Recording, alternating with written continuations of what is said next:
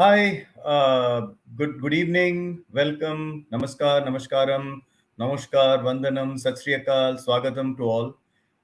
Welcome to Indica Books question and answer with an author who's been making waves recently for his first published book. It's a debut novel. It's called Land of the Gods, the story of Haryana. And the author is Arjun Singh Kadian. And welcome, Arjun. Welcome to the show. Uh, really happy you're here. Namaskar, Arunji. Thank you, Indica Academy, also for organizing this. I'd like to begin by thanking Abhinavji as well. Glad to get into conversation with you, discuss a lot of things about Haryana, and tell you stories that are, representative of the state, which not many people know about. So yes, really looking forward to Land of the Gods, a discussion on Land of the Gods. Wonderful. So let's get started. Before we delve into the book proper, see when we talk about Haryana, everybody's mind immediately jumps to okay, Haryana means sports. In India right now, Haryana is Indian sports, right? Hmm. Wrestling, boxing, hockey, uh, you name it, javelin, or, a superstar is from Haryana. So it appears as if Haryana is the powerhouse of Indian sports. The other thing people think about when they talk about Haryana, if you go back 20 years, though, scenes were different, right? People were, you were only reminded of khap panchayats in Haryana or a very skewed sex ratio, which I'm very happy to know now is one of the best in the country. So, can you take us a little bit about modern Haryana before we go back in time into ancient Haryana or the history of Haryana? Absolutely. So yes, let me begin by first telling how I the moment I set up researching on the book, I began by reading about the ancient lands of Haryana, what was happening during the Sindhu Saraswati civilization, what was happening during the times of Mahabharata, what was happening later during the Gupta period, later during Islamic invasions, and then jumped into medieval history, then modern history, and then contemporary. However, rightly pointed, um, what I deal with, and these are stories, contemporary Haryana stories as well as ancient stories, is something that I want to deal with my next book. Um, but what I discuss in Land of the Gods is this phase between 17th to 21st century. However, I do take the reader back into ancient phase of Haryana or the medieval Haryana every time a story crops up. For example, I do talk about destruction of temples during the medieval period and things like that, which of course we will get into conversation in some while.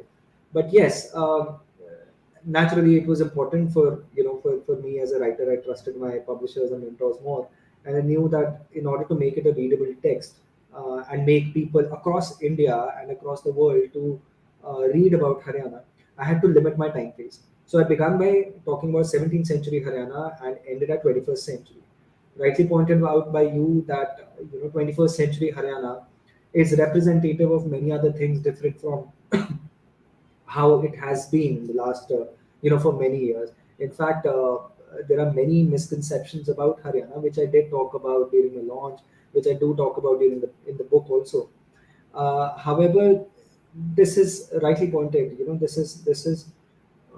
This phase of Haryana, the last 2 decades, when we are into the 21st century, there are many new stories and new success stories coming out from Haryana. Of course, sports is just one field, but it's not a small field that Haryanvis have conquered like anything. You see, 1983 movie recently starring Ranveer Singh. It calls Kapil Dev Haryana Hurricane, and so he was. And then you later see in this century, in the last 20 years or so, there are many sports stars coming out of Haryana. Bhiwani, which is popularly known as, or in local dialect known as Bhyani, is sort of a mini Cuba in India. Uh, Many boxing stars coming out of here. Similarly, you see the story of Shahabad. Shahabad is close to Ambala, between Ambala and Kurukshetra. And the hockey academy there has produced so many successful hockey stories. In fact, the captain of former Indian captain of Indian hockey team, Sandeep Singh, on whom a movie was also made, is currently the sports minister of Haryana. Ah, Then you of course have multiple stories about wrestlers who are consistently doing well in their game. You have The entire spectrum is being covered. And then, of course, the grand story, the superstar story on Neeraj Chopra is something that, but the entire country was in awe of the man when he won the gold at Tokyo in a game which not many knew about. Actually, so you'll see Romans or you see English movies showing spear throwing as a sport or spear throwing as a combat weapon. But not many people would see javelin as a sport where India would shine. But here we are. So there are indeed numerous stories or sports stories in Haryana. But that's not it. Contemporary Haryana has is showing you different stories from people who are doing exceptionally well in business. We've seen people doing exceptionally well in films, movies, songs. I mean, I was speaking with this guy a few days ago, Aditya. Aditya is from Sirsa and he's become a rage on Instagram with his song called Chandwalia. So nice humming song he made a few years ago. The singer Aditya is a doctor by training, but you see now him doing well. And then there's this guy called Pradeep Sangwan. Pradeep is the founder of Healing Himalayas Foundation, and is based out of Shimla and just making a great impact. Then there are many other people, for example, who hail from Haryana and are doing remarkably well in India, elsewhere, and across the world. So there are numerous stories that are representative of modern Haryana, and excuse me, all of that is remarkably different from how Haryana has been perceived over the years. For example, like you said, that there are Khap Panchayats, everybody related Haryana with Khap Panchayats and nothing else. Even sex ratio for that matter. Uh, I write about sex ratio and the problem of sex ratio in Haryana. There are, of course, some things right about it, and there are also some things wrong about it. Wrong about it, as in, what media projects or what people think about it. But definitely, the sex ratio was a problem in Haryana, and it has made great strides in improving it, and it's heading in the right direction. For instance, Haryana's child sex ratio has drastically improved. So those are stories that are representative of modern Haryana. Those are stories. Haryana was not a singing or film, fanatic state, or not many film stars would come. But then you see Randeep Hooda, you see Juhi Chawla, Malika Sharawata, people from Haryana who've done remarkably well. You had Satish Kaushik. In fact, Jagjit Singh, the famous singer, was trained in Kurukshetra. Excuse me. So yes, there are numerous stories, and there are modern stories in film industry of Jaideep Balawar and many others. So Haryana has made significant strides, and coming from where it is, it's a remarkable story in itself. So yes, that is what I write in this book Sure. and the last chapter. But I also want to pick it up in any other works that I do in the near future. Sure. Thanks. And by the way, your pride in Haryana shines through in your answers as well. So well done on that. So let's get into the book. And before we get into the book, I just want to go back to a period in time which I really love, and I would love to read from you in future, which is, you know what, Haryana is the cradle of Indic civilization, right? Along with Punjab, Punjab and Haryana is where the Vedas were written, where Mahabharata. I mean, you mentioned Kurukshetra. You have Indraprasth, and then you have Gurugram even now, which is the village that was given to. Do you know what's his name? Uh, oh, the Guru Dronacharya. Guru So you have, Dronacharya. so can you talk us a little bit about it? We'll come to the book after this question. So just give our viewers a sense of the rich ancient history of Haryana, which I'm sure you will have in a book fairly soon. Yes. So, in fact, the book begins with discussing ancient Haryana, although I do it very quickly. The idea is to tell more stories to people, told different and large spectrum of stories which I've done in the book. So, yes, rightly pointed, Haryana is a very ancient civilization. See, many people and many viewers and readers will know that we identify Indus civilization, and for some reason the leftist historians and historians over the years have earmarked the civilization, the ancient civilization of India, as the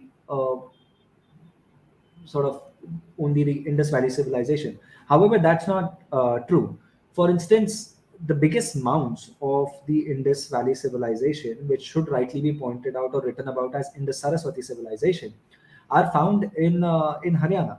There's a place close to Hisar and Fatehabad in Haryana called Rakhigadi, and Rakhigadi has the biggest mounds of this civilization. And then there are multiple other mounds as well, which are found on this entire vast land. So the one of the ancient civilization, and India is in fact the oldest and continuing civilization of the world. The foundations of those civilizations are in Haryana, yet not many people look at it that way. Not many people relate to it for some reason, which is absolutely wrong, which is what I try to rectify in the book as well. It's important that people observe and learn more about it, realizing that yes, of course, it's Haryana which has the biggest mounds of the Indus Saraswati civilization. Then of course, the idea of Saraswati, uh, not for long people, or at least we've been taught in a way that Saraswati is a mythical river, or Saraswati civilization is just a Hindu dream or a BJP RSS fantasy for some reason. However, this is totally in contrast to how geologists see it. This is totally in contrast to how climatologists, how earth scientists view it. And this is what we found out through, well, say, uh, our remote sensing data. This is what we found out through other, geological studies. For example, study the paleo channel studies. Uh, then we find the same evidence or similar evidences in our textual history. We find similar evidences in our oral history, and we find that even in the medieval phase, there are documented histories of how there used to be a riverbed where the Muslims or Islamic invaders used to gallop their horses to come into infiltrate or come into the land of Haryana and then consequently Delhi. So yes, we've had Saraswati civilization flourishing here. We had the Sindhu Saraswati civilization flourishing here.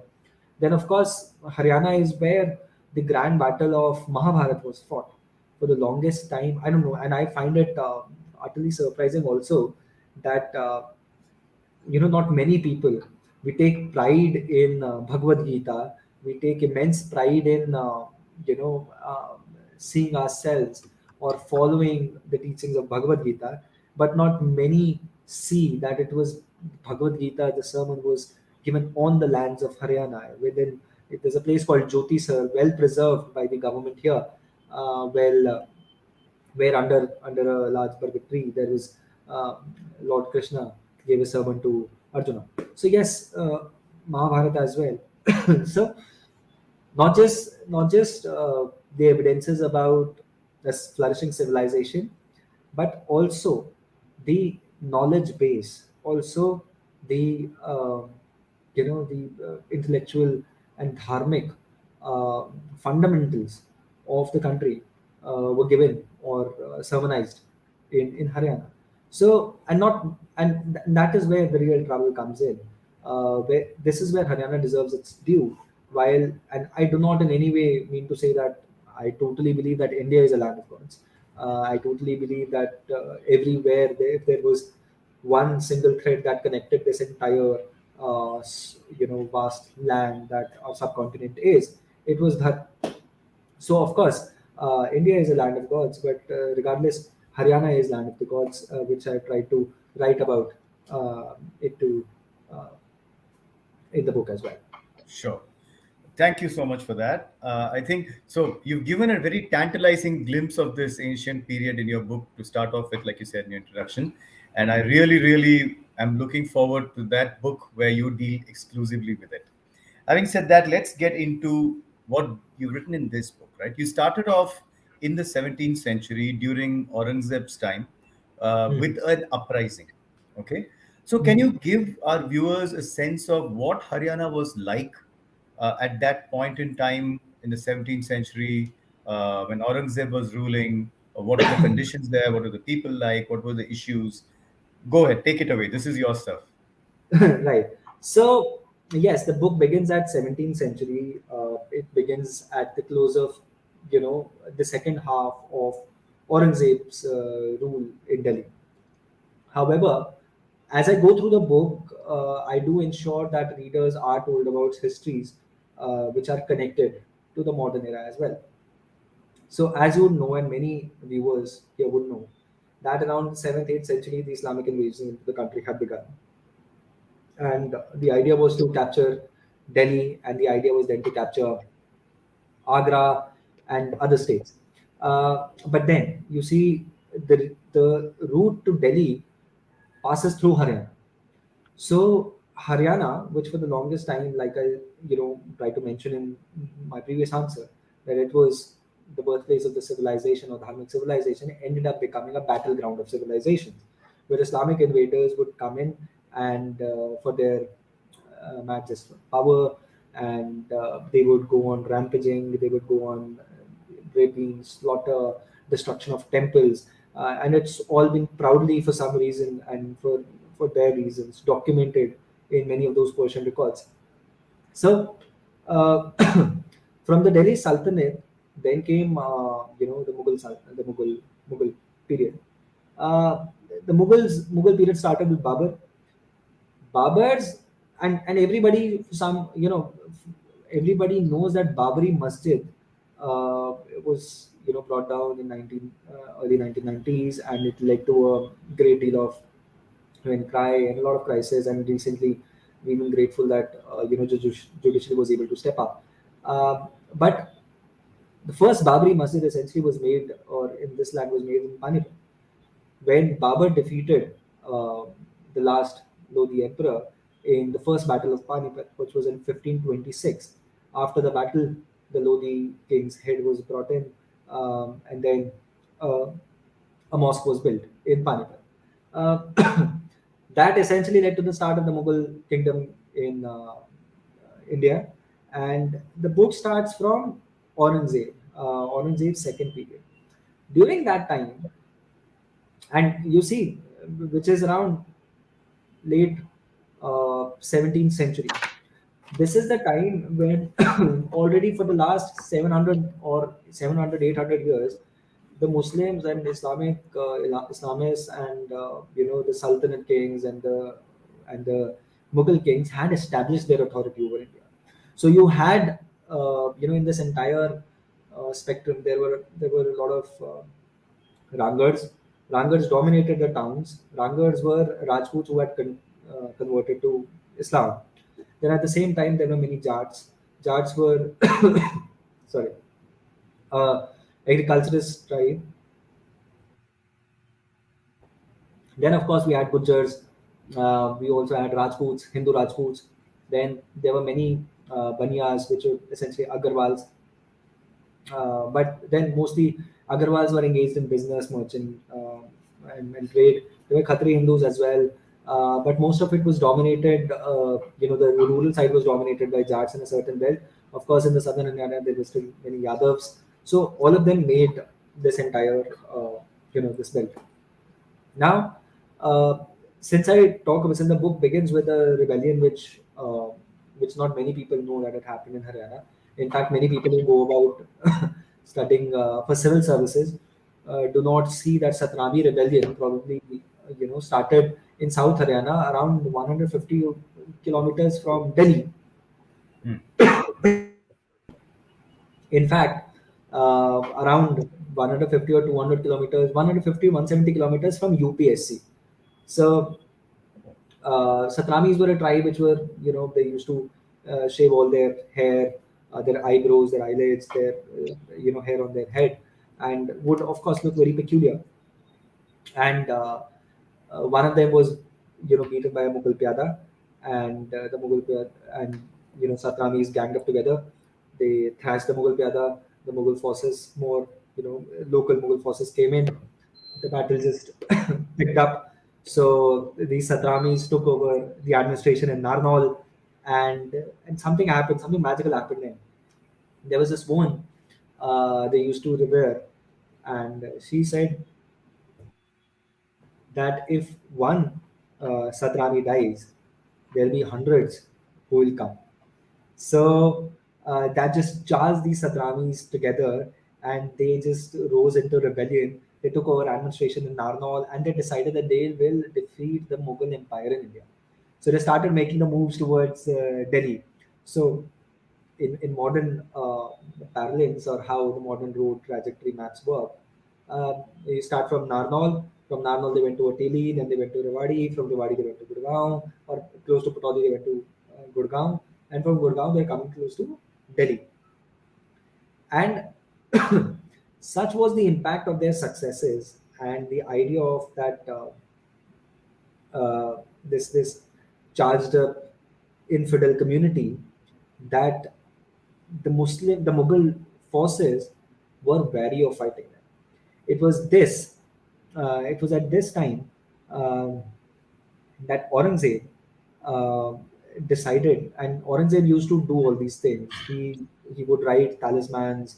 He would write some specific things. He would very sort of say frugal in his ways. But he, in order to really charge up his forces, he wrote some message on the flags, and those flags were tied on the weapons of the Mughal forces. So a historian writes at how it had turned out into a battle of good versus evil. It had turned out into a battle of something like a Mahabharat, where the infidels were fighting the Mughal forces, and Mughals were so charged up. Or in order to charge up, the Mughal king had to do something like this.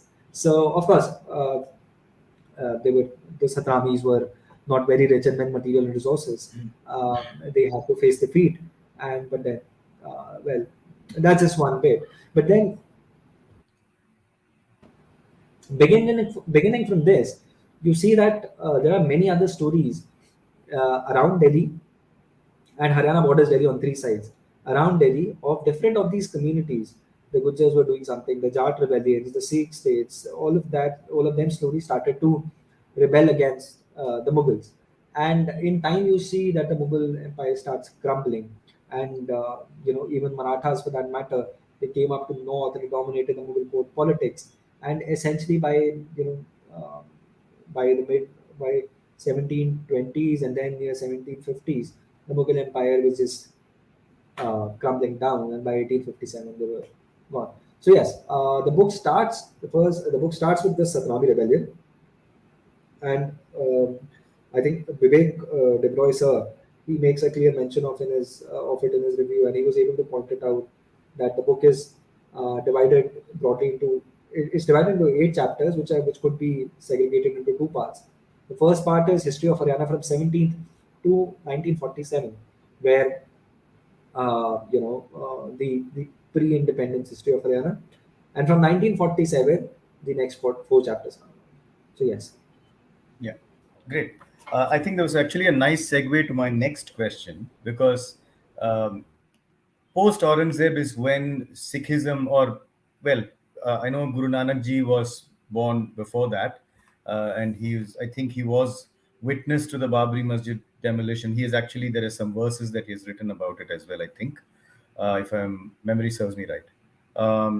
But I think the first five Sikh gurus were fairly were militaristic in that sense, and later on, Sikhism, which was from your book, I learned that it was seen as a Hindu Panth, and then it slowly started getting a more militaristic character. Can you kind of talk about the reasons for that, and you know? Yes. So rightly said. Of course, uh, even till, if you see British archival records, there are many people who still see Sikhism, or many people in the 19th century who see Sikhism as a Nanak Panth of Hinduism, and that is how the religion also started. It was the religion's politicization in the last century which gave it its modern colors. In fact, even today, many sane-minded people who are not driven by the social community angle behind this entire movement really appreciate the fact that Hindus and Sikhs are essentially have common histories. In fact, like the mention make a mention of Jats. The Jats are, there are Hindu Jats and there are Sikh Jats. The Sikh Jats are called commonly called Jats, and Hindu Jats are mentioned as Jats. Um, in the early phase of Sikh history, many gurus did not, they were more of driven by the dharma and the bhakti sentiment behind the faith. However, however, by the time of the sixth guru, there had been a lot of things which were happening in local Sikh politics, a conflict with the Mughals, and at the same time, the territorial struggle, which saw the part of, or this part of Punjab in face to face with the Afghans, face to face with the Rohillas, face to face with the Mughals, and so on. And in that scenario, Sikh gurus realized that not just, it's not just right to say, sirf, for protection of dharma you need more. And then they realized, or then the militarization of the Sikh faith also began. So one for the Piri and one for the Miri. So that's when the two swords in the Sikh symbolism come in. One was for one for the protection, and the other one symbolized dharma and the faith. So that essentially happened in the second, or like after the sixth guru. And over time, from sixth, seventh, eighth, ninth, tenth, you see that Sikh history is full of a lot of turmoil. Sikh history is full of a lot of struggle and passionate struggle, wherein many people lost their lives and many people were so driven by their uh, passion and struggling for their faith. However, there are many people who think of it as uh, just a opinion of select historians, and that needs a further exploration as well. I mean, that's another theme of exploration as to what were the contours of um, relation between the Hindu and Sikh faith in that early phase of the Sikh faith, around which is before 1710. Before 1710, what was the what were the contours of that relationship between the Hindu Sikh faith and how it changed over the years. What I do understand, that when Banda Singh Bahadur rushed from Maharashtra up till Punjab to fight the Mughal governor, he found support from a lot of locals. He found support in Narnaul, which South Haryana. He found support from Satnamis, whatever was left of the Satnamis, because Satnamis were fiercely butchered after the rebellion was crushed, and then other people as well.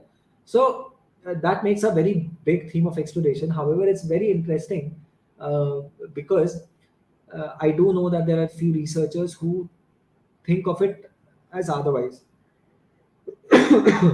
But that is again a theme of exploration. But yes, there is certainty on the fact that the Sikh faith for the longest time was written off as Nanak Panth of Hinduism, and there were many Hindus who joined the fold as part of the grander bhakti movement that was happening during those days. And over time, it's just the massive politicization of the religion, which is now we are seeing in the name of Khalistan or the Khalistani movement. Right. So a huge spectrum and a huge time that I'll have to cover to give you a very, Sure. a proper answer to this question. Yeah. No, that's great. So let's move on then. So you speak about the Sikhs, and I remember reading about Banda Bahadur in an Amar Chitra Katha when I was younger, and Mm. he was like a hero when I was young, because of just his stature and how he braved what he eventually how he died. That was just really heart wrenching. Oh my God. So let's Aman move on. Chitragana, Aman Sorry, Chitragana go makes a ahead. mention of how Banda Singh Bahadur Yes, you was. did. My Yes, you did. goodness.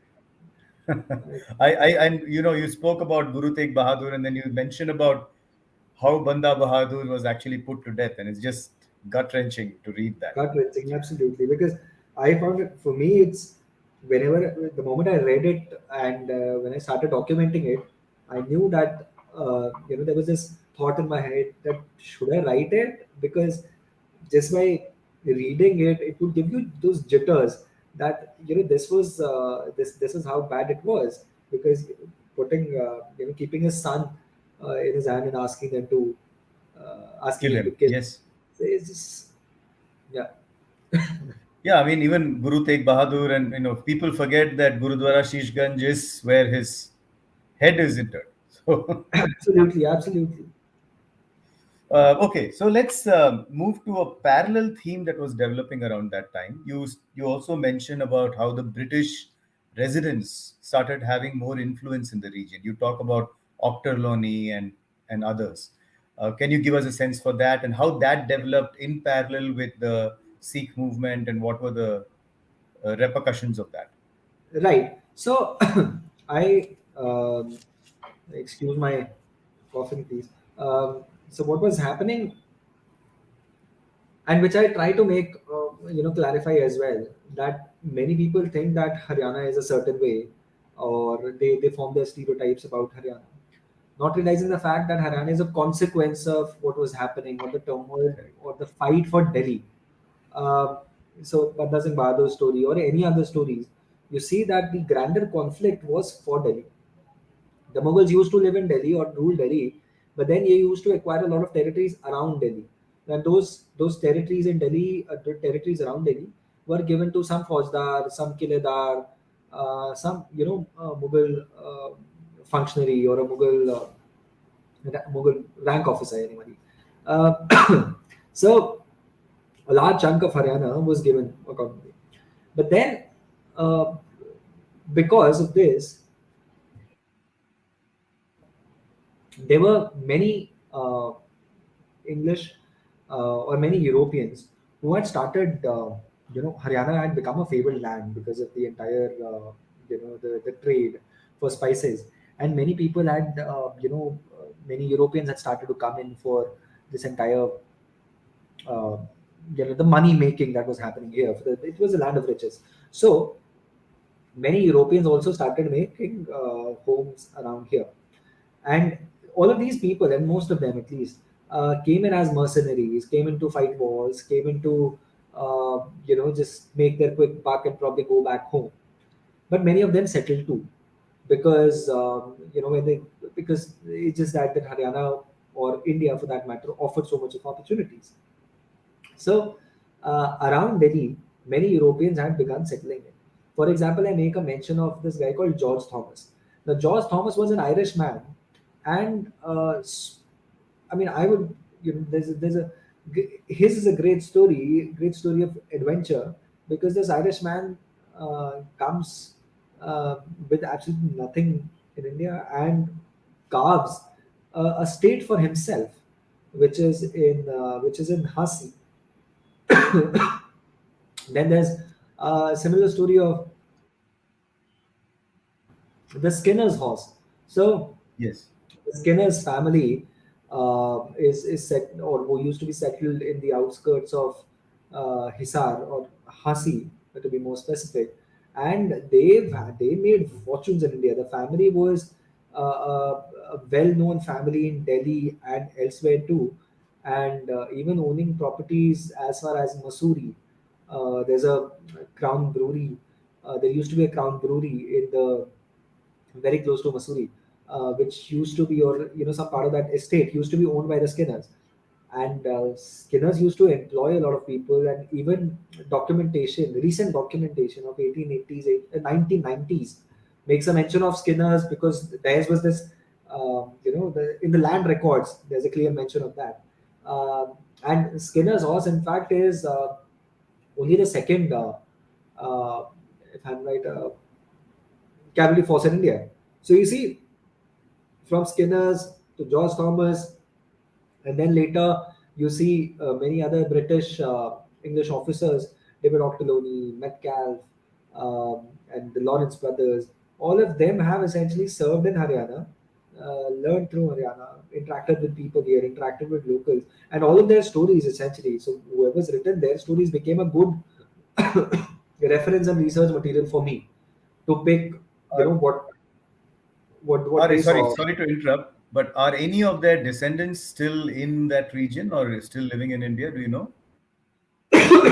So I do know of stories, and I was able to find out some guards and family people who used to live there, who knew the family.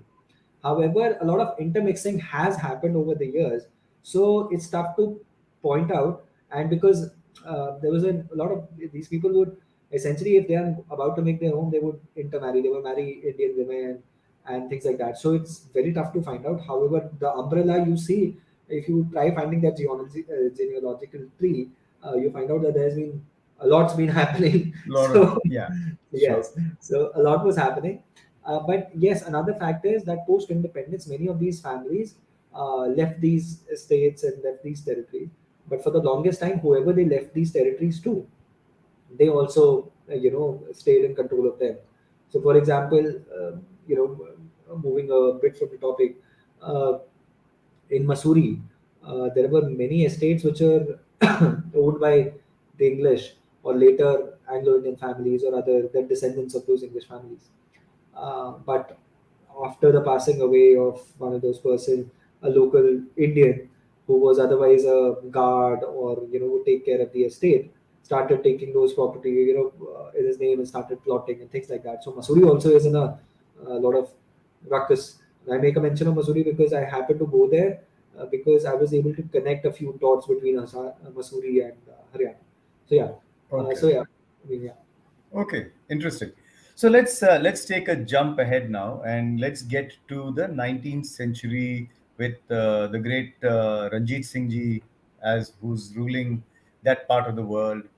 He's having he's dealing very successfully with the Brits. He's defeated them in battles. Can you take us through that time period leading up to and including, let's say, the first war of independence? Right. So right after so the Sikhs slowly the Sikhs were occupying the northern territories of Haryana. So when I say northern territories of Haryana, I essentially want mean say regions close to Yamunanagar, regions close to Ambala, regions close to Kharar, somewhere as far as Karnal, some places in Jean. What had happened was, as the Sikh power grew, so did their territorial expansion, and they came, and as they became politically more powerful, they started moving towards Delhi, and they occupied fair bit of territories. Now, what was happening is that these Sikhs earlier they were not as organized. Now they started organizing themselves into different missiles, and those missile then further divided and slowly became large political forces. Maharaja Ranjit Singh is an expression of the zenith of what could the biggest or what could a missile achieve if it was able to stay unified and did not fight where there was less of infighting, and if it was managed well. So Maharaja That Ranjit does Singh, come that does come across in your book that there was a lot of infighting between the different missiles. absolutely a lot of Frequent infighting, fights. frequent fights, and like what would happen, and some sort of a reflection you see in modern Haryana or modern Punjab also. There's this local family fights or feuds that continue till date, and there are families which take this vendetta is passed on from generation to the next generation. So these things have taken place in Punjab during that phase where political cloud was increasing, when the Sikhs were able to politically empower themselves and militarily as well. So you see, Maharaja Ranjit Singh is an expression of what could be achieved. But after the death of Maharaja Ranjit Singh, and Ranjit Singh Maharaja used to rule from Lahore, and the other part of from the other side of the Satluj. This side was the Satluj area, wherein smaller uh, uh, where the smaller Sikh missiles used to rule as well.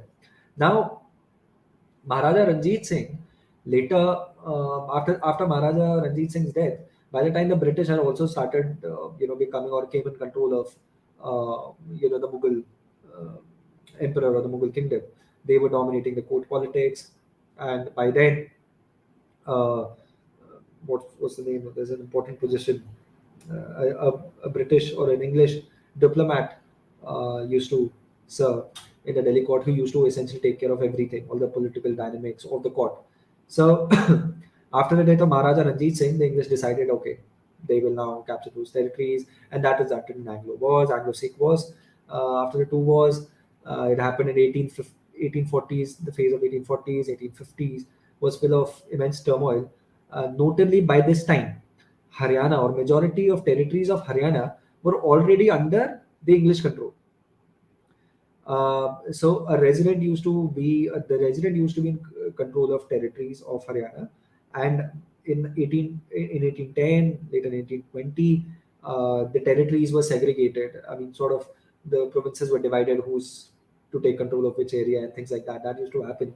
So by 1840s and 1850s, the Punjab kingdom was also taken over, and in 1857, it essentially resulted all of it what was happening across India, because you see, from eight, although we see 1757 and 1716, the Battle of Plassey and Buxar, that was in essentially to take control of Bengal. But there are conflicts happening all over India. Like there are the British, like William Dalrymple makes a mention of this phase called anarchy. And I think even Jadunath Sarkar ji makes a mention of this phase as anarchy. So you see this, the entire subcontinent is just in perpetually in conflict. So there are Mughals, there are Marathas, there are there's Nizam, there are the English, there are the French, there are the Portuguese, there are Jats around Delhi, there are Sikhs, there are Gujars locally fighting, there are Rajputs, there are local kingdoms elsewhere. So, like in the entire country, Haryana and Punjab were also caught in the conflict, which all resulted in, by the time the English were, capturing a lot of those Indian territories, uh, we see that by 1857, all of that results in the first battle of the first War of Independence, and this is where the what do we say the story of the subcontinent changes, because prior to this there was turmoil and there were conflicts happening against the Brits. But in 1857, the Brits were finally able to defeat, the larger Mughal forces, or larger multiple forces who had gathered around the Mughal king, and they just became the queen became the ruler of India. So, and as a consequence of that battle, territories of Haryana, Punjab, and elsewhere were reconfigured. Um, Many people tend to believe that Haryana is Haryana came out of Punjab in 1966. However, they clearly forget the fact that it was only after the First War of Independence in 1857 that Haryana territories were clubbed with Punjab, or some parts of Haryana territories were given to some kings of Punjab. For example, the Patiala Raja got the territory in South Haryana of Mahendragarh, which is very close to where the Satani Rebellion happened. So all of this changed in 1857, and because of this, because of 1857 to 1966, and because historians have not only told the story of Haryana, people have this or make this wrongful assumption that Haryana never existed, and Haryana's territories or Haryana was always just a sort of a part of Punjab. Yeah, Sure. slightly So, longer, yeah, no, no, this was great because look, like you said, we don't. I mean, the way history is taught to us, we often don't hear some of these stories about different regions. So this is very educational. So tell me something. You mentioned Patiala, right? And one of the things that struck me when I was reading the book is there were a lot of these little kingdoms or kingdomlets, if I may call them that. Patiala. You also mentioned Patodi at one point, yes. which are still relevant today. I mean, Amrinder Singh ji is belongs to that Patiala dynasty, if I'm not mistaken, correct? Yeah, yeah, yeah. Captain Amrinder Yeah. Singh, yes. So, can you talk a little bit about how those little kingdoms and their relevance into the modern times, in terms of do they still wield that same power? Is the power structure kind of flowing from how they over the last century or so have consolidated that power that they already had? Right. So very important, very pertinent question. Very interesting to understand this also, because I think I had a fair amount of fun exploring how these people from the pre or late modern or even modern history of Haryana are connected to people elsewhere. Uh, there are people who are still powerful today and very influential. For example, the Pataudi family. Saif Ali Khan belongs to the Pataudi family. So Ali Khan, and their family is related to uh, the cricket board in Pakistan or the former uh, foreign diplomats of Pakistan, uh, in direct relation actually. Uh, but not many people know that Pataudis, although Saif Ali Khan and Sharmila Tagore, they made their riches. They made they quite a name in Bollywood, but these guys, their ancestral home is around 60-70 kilometers from modern Gurgaon. So where Gurgaon is today, 50, 60, 70 kilometers, you'll reach Pataudi. Similarly, a Congress MP, if I'm right, Duru Mia. Duru Mia was a member of parliament in the UPA government, and Duru Mia hails from the Loharu state. And Loharu was a princely state where, or from same region actually, the first or one of the first or full serving chief ministers of Haryana. He was not the first chief minister of Haryana. First was Bhagu Dayal Sharma, then Rao Birinder Singh, then various. So Bansi Lal, who is referred to as the first Lal on the three Lals of Haryana history, Bansi Lal used to hail from Loharu state, and he's one who has completed the tenure as a chief minister in the 1970s, and in fact, he's credited with being the early architect of Haryana. So Loharu is where Durumia used to belong. Similarly, the MP from Rampur in Uttar Pradesh, if I'm Noor Banu, I believe Noor Banu is a name. She is related to the Loharu family. The Captain Amarinder Singh's family, he's a Maharaja of Patiala. The Captain Amarinder Singh's family, see, the reorganization of states happened in 1956.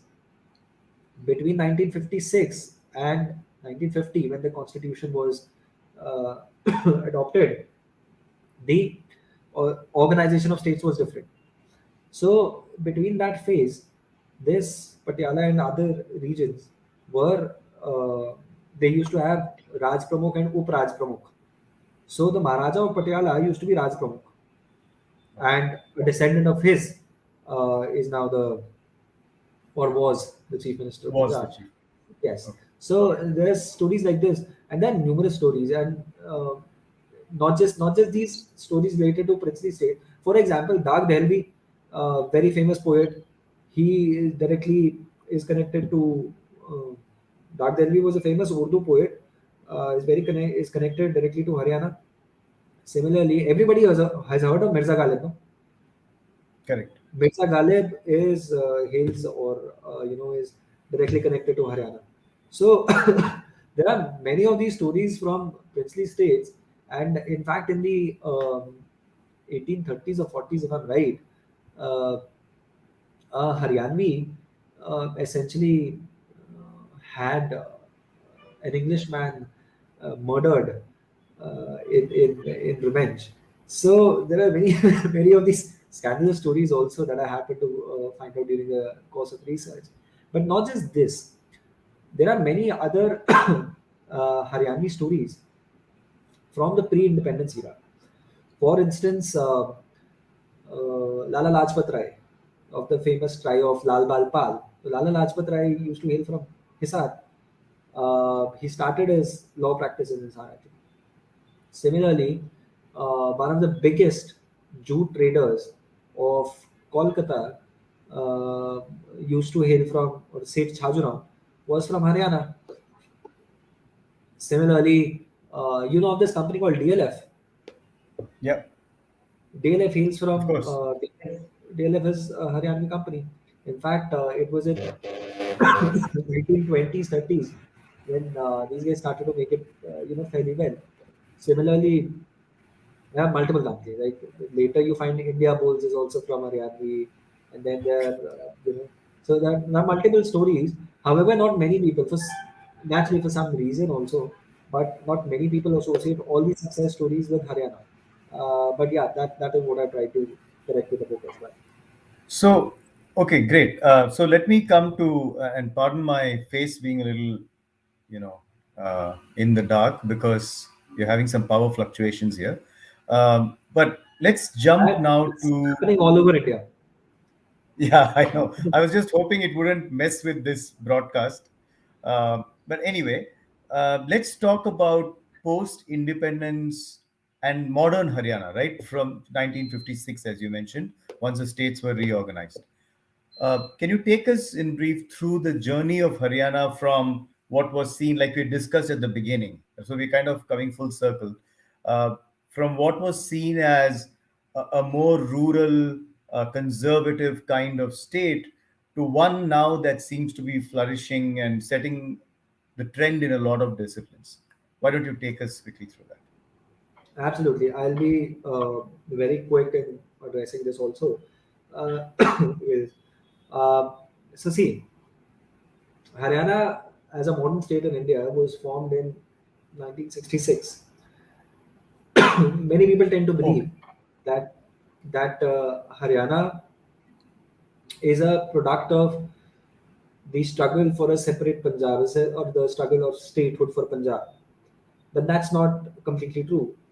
A parallel movement for a separate state of Haryana was also going through. Uh, for reasons which are political and religion, and based on religion and language, people or historians consistently are reminded of the struggle in Punjab. But in Haryana, a similar struggle was going on to make a separate state. The fundamental and the reasoning for all of this was established by many people, including Moolchandji, including Kabivilal, most of all Professor Sher Singh, among others, who made a case for separate statehood, a separate state of Haryana. Their reason was that even during the, like I said, that post 1857, Haryana territories were clubbed with Punjab, and Punjab region was a very big state. A lot of development happened in the Punjab side or even a lot of did happen in Pakistan, Punjab also. But Haryana in all those things was left behind. So even post independence, a struggle had begun. Even pre independence, there were arguments made every now and then of for a separate state of Haryana between 1947 to 66, which is close to around 20 years. A case was consistently made of making a separate state of Haryana so that Haryana gets its due, both in terms of money from the central coffers to develop the region and uh, multiple things essentially. For example, government job reservations, opportunities, new industries coming in Haryana, things like that, road infrastructure, health infrastructure. So all of that, schools for also for that matter. So a case was being put forth. In fact, I wanted to write more about it, but I've brought in a table in the book, and that table is taken from the entire report which was submitted to the Shah Commission to tell that how Haryana is suffering by being a part of Punjab, and as a consequence, in 1966, Haryana became a separate state. Now, this was also alongside the fact that in Punjab, there was a very, charged up and even at times violent struggle for Punjab statehood. Now, just post right after this separation, an idea started to settle in people, and it has been consistently said so much that Haryana is a poorer, or Haryana was the poorer cousin of Punjab. Well, as economic parameters, statistics show that the tables have turned now. Haryana has, in the early 2000s, Haryana overcame, overtook Punjab in almost in GDP per capita. Many industries came in, and Haryana since then has been doing remarkably well. While Punjab was taken down by drugs, Khalistani movement, so on and so forth, crime and everything.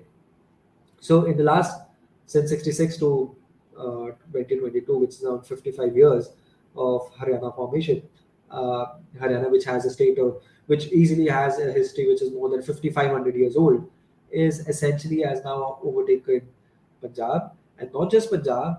Haryana, in terms of economic parameters, is one of the best performing states in the country as well. So this transition has happened over the last 40, 50 years, like 55 years. Uh, Major impetus of this goes to some sort of like in the early phase of Haryana statehood, there was many Haryana became synonymous with I Ram Gaya Ram politics. Haryana became synonymous with defection. Many people, many chief ministers, chief ministers came and went by, things like that. That kept on happening, and that's a lot of politics of that phase. But from Three Lals of Haryana to Chautala period, then Hooda period, then now to Manohar Lal, Manohar Sarkar. So you kind of see that the world has the Haryana in all its economic parameters has really outshone itself and really done well for itself and setting a benchmark or giving a fine example to other states of India as well. Uh, when I make this comment, it is important, very important rather, that people see where Haryana is coming from. Now, Haryana was a glorious state or glorious region back in the day, but it was consistently taken down during the Islamic invasions. Then during the English period, it suffered. Then during the Punjab's, when it was clubbed with Punjab, it suffered. Then post independence, it suffered. And then from 1966, in these 55 years, Haryana is doing well in economy, sports, media, business, bureaucracy. You name it, and you will see a Haryanvi just doing well. And that itself makes a remarkable story to tell. I think that's fantastic to hear, and I think we are almost running out of time, so that's as good a point to uh, bring this session to a close. But I just want to thank you, Arjun, and if you can just hold up your book again for viewers. Viewers, do buy this Land of the Gods, the story of Haryana. It's a fascinating read. I learned a lot, and even this talk has been very, very educational for me. And I'm sure you will enjoy it. This talks about the history of a part of our land, which, in a sense, I always thought that, I always have this saying, I'm from South India. So I always used to say South Indians need to be extremely grateful to the Vijayanagara Empire and to the Marathas for saving them from the brutality of the invasions for the most part. And similarly, I think the whole of India owes a debt of gratitude to Haryana and Punjab because you folks were the bulwark. They had to get through you before they could enter India, and you've suffered a lot because of that over the years. But as a state now, Haryana is making India proud, and I'm very, very delighted that you've chosen to write about this state, and I look forward to reading more about it. Thank you so much, Arjun. Absolutely, Thank absolutely. Adding to your comment, there are multiple themes which need to be, which we could just talk about. Like you make a mention of how Haryana has formed, became the bulwark. Um, you see that how Haryanvis have done well in army and military service in the country as well. So Yeah. 4 o'clock in the morning, you would see Haryanvi young boys running and preparing themselves for the army entrance. So yes, Haryana has done a lot, and I hope this book uh, does justice to the region. I hope this book is able to tell people how Haryana played, or what was the role of Haryana, or how it was central to the Indian history. And I really hope and pray that the state and the region gets its due. Yes, and thank you for bringing me here. Thank you for asking me questions, which were already, not many people have explored it. So thank you very much for this conversation. I hope to continue talking to you and exploring and talk about multiple other themes. But yes, for now, let's close this session. Thank you very much. Sure. Thank you, and the pleasure was all mine, Arjunji. Thank you. Namaste. Namaste.